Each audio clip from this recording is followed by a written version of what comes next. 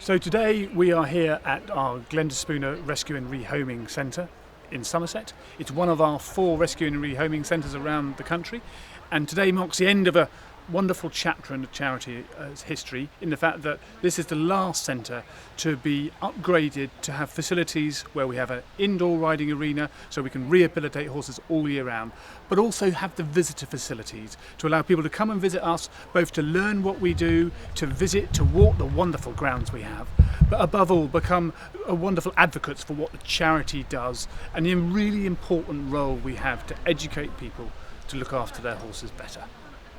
So we were so lucky to have our president join us here this morning. She was here for over 2 hours. She came to see us 3 years ago before the development had started. So what she could see the existing facilities we had of the original farm. But what we've shown her today are all the new facilities, the isolation unit, the indoor arena, the visitor centre and the crew yards.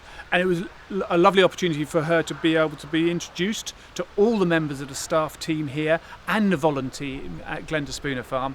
And it was wonderful. She took such a great interest in each and every one of them, and of course all the horses and ponies that she saw today. And we even cheekily tried to suggest she might want to rehome another pony for her granddaughter. 3 years ago there was a plan. And it's always nice to come back and see a plan come to fruition. And this has been a fantastic achievement here at Glenda Centre. And I'm just hugely impressed by both the forethought, the layout, the understanding of what has been needed, not just for the animals who come here, but for people who come here. Because that relationship is a really important one for the future. That's how World Horse Welfare will continue to be relevant and to be in the right place at the right time for the horses and ponies that need us. And each time we've learnt a bit more when we've evolved the now altogether 4 centres. And although we kind of say for the moment that we think we've got it about right, there is no doubt that we will keep an eye on each of those centres in terms of their relevance and whether there's something we can add that will make a difference. But this site is unique in its own way. It's in the right place. That's critical for our centres to be in the right place. The Southwest has got a huge number of horses and ponies in it, and being available to them when things go wrong and owners find it too difficult or just don't seem to care very much. This is a very good place to be. So that will, I suspect, be very relevant for a long time to come. This is a lovely part of the world. It is absolutely perfect for horses in many respects. And it's full of people who understand them, but it's also full of people who come in as newcomers who don't understand them. So part of the responsibility of this building is passing on the information which is critical to allowing people to look after horses and ponies well, wherever you come from, whatever your background is. And we need to learn more and more about the weak spots in their understanding, which will make the difference. And it is intriguing to realise that part of the biggest problems that these animals face now is not malnutrition, which I suspect we all thought it was, but obesity, which is equally dangerous.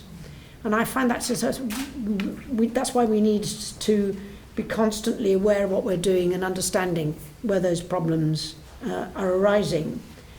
But the success of the centres and what World Horse Welfare has learned is partly the staff here who do such a fantastic job, and our field officers who make the connections, who do their best to pass on the information and the observations, but also the people who come here.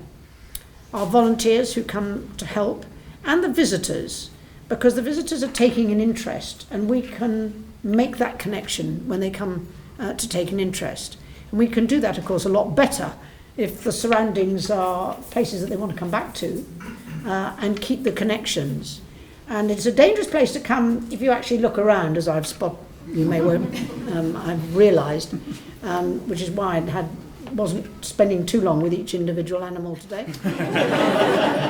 But it could be quite a dangerous spot. But you know that the advantages of rehoming from here is that it is a known quantity, and if it doesn't work, this is where home is. They can come back here. And that's really important, that people don't get left saying, oh, what do I do now if it doesn't work out? That part of the balance of the rehoming regime is, I think, critical to being successful, that people have confidence in what they're being asked to do. And all of that happens because people are kind enough to recognise the experience and expertise that is part of World Horse Welfare, of which Glenda Spooner, of course, was a really important part. Her knowledge and her experience was incredibly important to the pony world in general, and to have her name involved here is a really important legacy from what she did. And I think she would be approving of what we've done here, but I was just contemplating what use she would have made of the school and the ability to make an impact in there. I think we can do the same, but maybe not in quite the same way. But that will be an enormous advantage to us, to have the school, to the rehabilitation of horses at any time. This is a great site. I always think that having hills is an enormous advantage to when you put horses out, but it has downsides, one of which is more difficult to work on, and water tends to flow throughout the site. So the indoor school is really important to be able to maintain the rehab work that we need to do. I hope all of those of you who've been involved in some fundraising activities, some specifically if you're here and some possibly not, will be pleased, actually I should say impressed, I think I am, with what has been achieved here. And it is a really long-term investment, this, and it has the scope to attract more interest, but do a lot more good for everybody.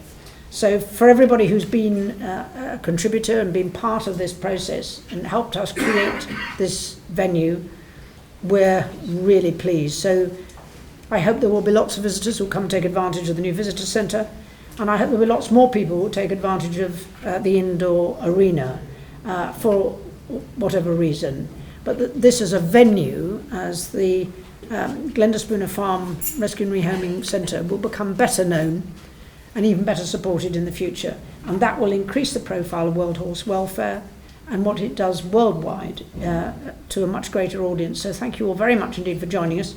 And for this story of May, which is represented here today, you have to see both sides of this to understand that this represents the story of May, what happens what horses are like when they come in, and what we can do for them, and where they can go, that they have real opportunities and hope for the future.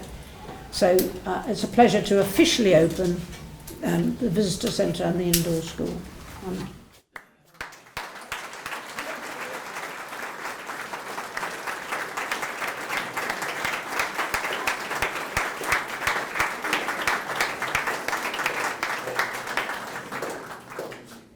This is the after. The before is really interesting, so come and have a look. So in her presentation to everyone here today, the Princess Royal was quite clear that this was the end of a chapter, but the start of a new chapter, and a real commitment and a real call for people to come and visit us, find out about the work of World Horse Welfare, how they can support the work of World Horse Welfare, whether that be through donating, through volunteering, and above all through rehoming, because every horse we rehome provides us with a space to help another horse desperately in need. So we've got some wonderful facilities here, and if people just want to come for a cup of coffee and a relax, that's what they can do, because we can offer that. But we rather hope that they'll take a horse home too.